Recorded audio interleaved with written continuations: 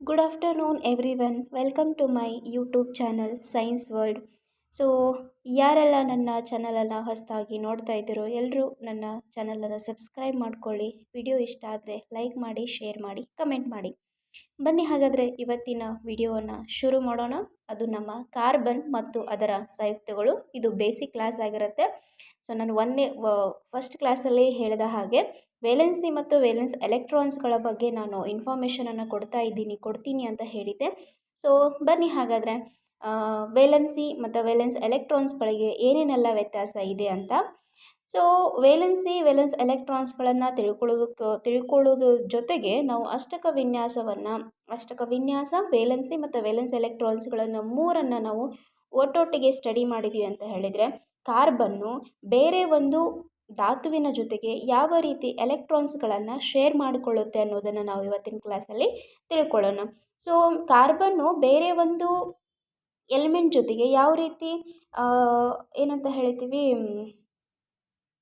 Carbon ಬೇರೆ ಒಂದು ಎಲಿಮೆಂಟ್ಗಳ ಜೊತೆಗೆ ಎಲೆಕ್ಟ್ರಾನ್ಸ್ಗಳನ್ನು ಯಾವ ರೀತಿ ಶೇರ್ ಮಾಡಿಕೊಳ್ಳುತ್ತೆ ಅನ್ನೋದನ್ನು ತಿಳ್ಕೋಬೇಕು ಅಂತ ಹೇಳಿದರೆ ನಮಗೆ ಅಷ್ಟಕ ವಿನ್ಯಾಸ, ವೇಲೆನ್ಸಿ ಮತ್ತು ವೇಲೆನ್ಸ್ ಎಲೆಕ್ಟ್ರಾನ್ಸ್ಗಳ ಬಗ್ಗೆ ಪಕ್ಕಾ ಮಾಹಿತಿ ಬೇಕಾಗುತ್ತೆ. ಸೊ ಹಾಗಾಗಿ ಬನ್ನಿ ಹಾಗಾದರೆ ತಡ ಮಾಡದೆ ಶುರು ಮಾಡೋಣ ಇವತ್ತಿನ ಕ್ಲಾಸನ್ನು. ಮೊದಲೇದಾಗಿ ಅಷ್ಟಕ ವಿನ್ಯಾಸ. ಸೊ ಏನು ಹಾಗಾದರೆ ಅಷ್ಟಕ ವಿನ್ಯಾಸ? ನಾನು ಮೊದಲೇ ಕ್ಲಾಸಲ್ಲಿ ಹೇಳಿರೋ ಹಾಗೆ ಧಾತುವಿನ ಹೊರಕವಚದಲ್ಲಿ 8 ಎಲೆಕ್ಟ್ರಾನ್ಸ್ಗಳು ಇದ್ದರೆ ಆ ಧಾತುವು ಅಷ್ಟಕ ವಿನ್ಯಾಸವನ್ನು ಹೊಂದಿದೆ ಅಂತ ಹೇಳ್ತೀವಿ. ಫಾರ್ ಎಕ್ಸಾಂಪಲ್, ಇಲ್ಲಿ ನಿಯಾನ್ ಇದೆ, ಆರ್ಗಾನ್ ಇದೆ, ಕ್ರಿಪ್ಟಾನ್ ಇದೆ, ಸೋಡಿಯಂ ಪ್ಲಸ್ ಇದೆ, Mg+2 ಇದೆ, magnesium +2, aluminium +3, nitrogen -3, oxygen -2, F-1. So ಇಲ್ಲಿ ನಾನು ಕೆಲವೊಂದಿಷ್ಟು ಉದಾಹರಣೆಗಳನ್ನು ಮೆನ್ಷನ್ ಮಾಡಿದ್ದೀನಿ. ಏನಂತ ಹೇಳಿದ್ರೆ ಸೋಡಿಯಂ ಪ್ಲಸ್, ಮ್ಯಾಗ್ನೀಷಿಯಂ +2, ಅಲ್ಯೂಮಿನಿಯಂ +3 ಅಂತ ಹೇಳಿ ಇವು ಮಾತ್ರ ಅಷ್ಟಕ ವಿನ್ಯಾಸವನ್ನು ಹೊಂದಿದವು ಅಂತ ಹೇಳ್ತೀವಿ.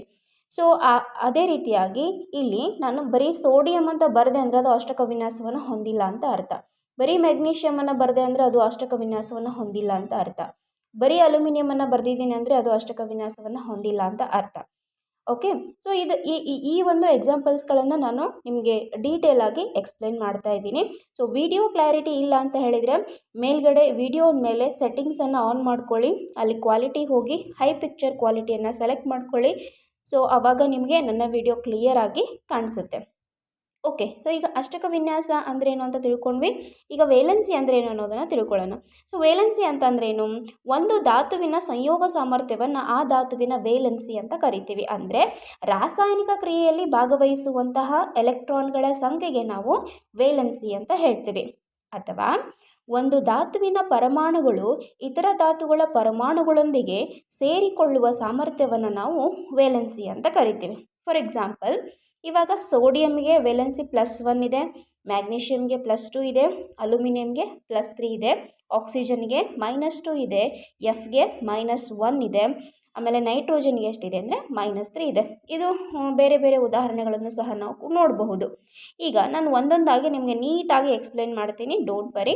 ಸೊ ಈಗ ವೇಲೆನ್ಸ್ ಎಲೆಕ್ಟ್ರಾನ್ಸ್ಗಳು ಅಂದ್ರೇನು ಹಾಗಾದರೆ? ಧಾತುವಿನ ಹೊರಕವಚದಲ್ಲಿರುವಂತಹ ಒಟ್ಟು ಎಲೆಕ್ಟ್ರಾನ್ಗಳ ಸಂಖ್ಯೆಗೆ ನಾವು ವೇಲೆನ್ಸ್ ಎಲೆಕ್ಟ್ರಾನ್ಸ್ಗಳು ಅಂತ ಕರಿತೀವಿ. ಫಾರ್ ಎಕ್ಸಾಂಪಲ್, ಇವಾಗ ನಿಯಾನಿನ ಒಂದು ವೇಲೆನ್ಸ್ ಎಲೆಕ್ಟ್ರಾನ್ಸ್ಗಳು ಸಂಖ್ಯೆ ಎಷ್ಟು ಅಂದರೆ 8 ಇದೆ, ಆರ್ಗಾನಿಂದ ಎಷ್ಟಿದೆ 8 ಇದೆ, ಸೋಡಿಯಂದು ಎಷ್ಟಿದೆ ಅಂತಂದರೆ 1 ಇದೆ. ಇಲ್ಲಿ ನಾವು ಪ್ಲಸ್ಸು ಮೈನಸನ್ನು ಮೆನ್ಷನ್ ಮಾಡಲ್ಲ.